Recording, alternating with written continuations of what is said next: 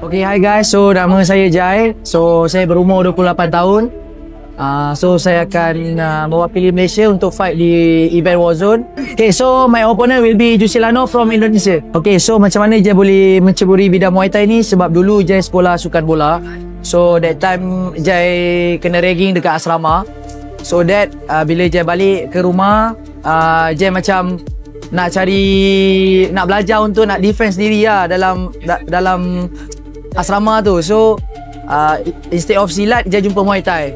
So, Jai pergilah join Muay Thai. So, bila Jai dah start join Muay Thai tu, Jai fell in love lah. Jai terus tak jatuh cinta and tak boleh nak tinggal Muay Thai. So, daripada sukan bola, Jai berubah ke sukan Muay Thai.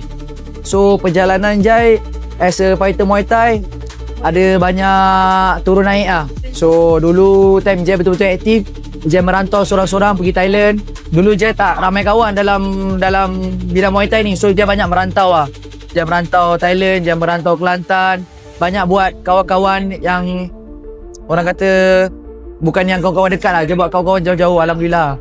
First yang macam mana Jai boleh choose Muay Thai instead of silat. Dia sebenarnya sebab time tu Jai tak jumpa pun silat dekat mana.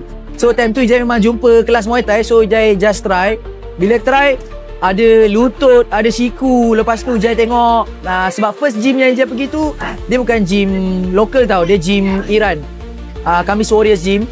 So time tu Jai tengok semua memang hardcore. Ada orang punya training, sparring. Sebab dulu Muay Thai dia tak ada singgat, tak ada elbow pad apa semua. So dia orang sparring memang keras gila.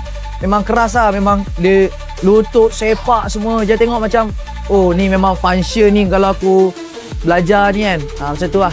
So, untuk Jai bawa diri ke Thailand tu, of course lah, my mom. My mom yang banyak support, yang kadang-kadang dia sampai terpaksa ikat perut. Maksudnya gaji bulanan dia terpaksa simpan sikit untuk support Jai, hantar Jai pergi ke Thailand. Sebab time tu pergi Thailand, kita kena pakai duit sendiri. Time tu exposure tak banyak macam sekarang.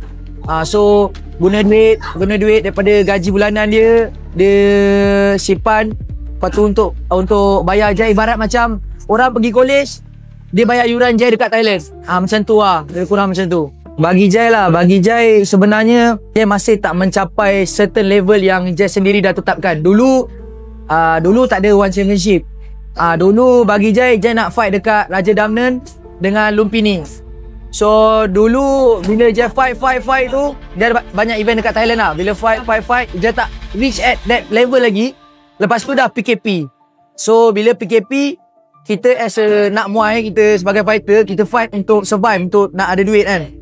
So bila PKP tak ada duit, so that's why like just start buat business. And then terus bila business berkembang, Jai pun stop lah training Muay Thai. Oh okay. So nak cerita yang dulu dengan sekarang, bagi Jai sebenarnya Jai rasa lain sebab dulu Jai bujang.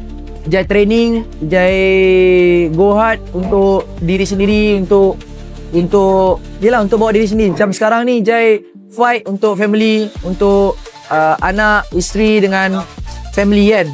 So the reason why Jai start balik Muay Thai ni sebab sekarang Muay Thai Jai tengok exposure dia dah makin besar, dah tak macam dulu. Dulu exposure tak macam ni, sekarang exposure gila-gila. And then orang dah mula buka mata, company besar dah berani untuk sponsor fighter-fighter Muay Thai yang ada sekarang. Tak macam dulu. Dulu company dengan Muay Thai, oh ini adalah sukan kampung. So diorang tak berani untuk invest, untuk sponsor. Now diorang dah berani invest, dah berani sponsor. So bukan tu jugalah, bukan tu je. Ada jugalah bagi Jai macam sekarang Jai tengok macam Dojo, macam Putra, diorang orang-orang muda macam ni kan. Diorang bagi Jai satu suntikan semangat sebab lagi-lagi bila Jai tengok Dojo dan Putra, benda-benda yang diorang reach dalam masa umur sekarang ni yang Jai tak dapat nak reach time Jai umur macam diorang. So benda tu yang buatkan Jai rasa macam why not? Umur aku belum terlambat lagi untuk aku achieve benda-benda yang sepatutnya aku achieve dulu. Oh, untuk idol, kalau tanya Jai idol dulu generation sebelum ni, idol Jai Yosen Clive Attacks dengan Raymond Dekers. Okay, untuk kalau macam sekarang ni of course lah Tawan Chai. But untuk nak kata idol tu tak lah. Bagi Jai, untuk macam Jai tengok Jojo dengan Putra ni, diorang ni masih muda. So, diorang dah achieve something yang Jai belum achieve sebelum ni. Faham tak? Maksudnya dari segi first fight, dari segi sponsorship, lagi segi macam mana diorang bawa diri diorang. So, benda-benda ni yang betul-betul push Jai untuk go back to my passion, you know, like I want to push my passion now. Sebab benda ni Jai sedar tak sedar, benda ni adalah passion Jai. Sebenarnya Jai anggap macam ini semua adalah satu perjalanan Jai untuk start balik career Jai lah.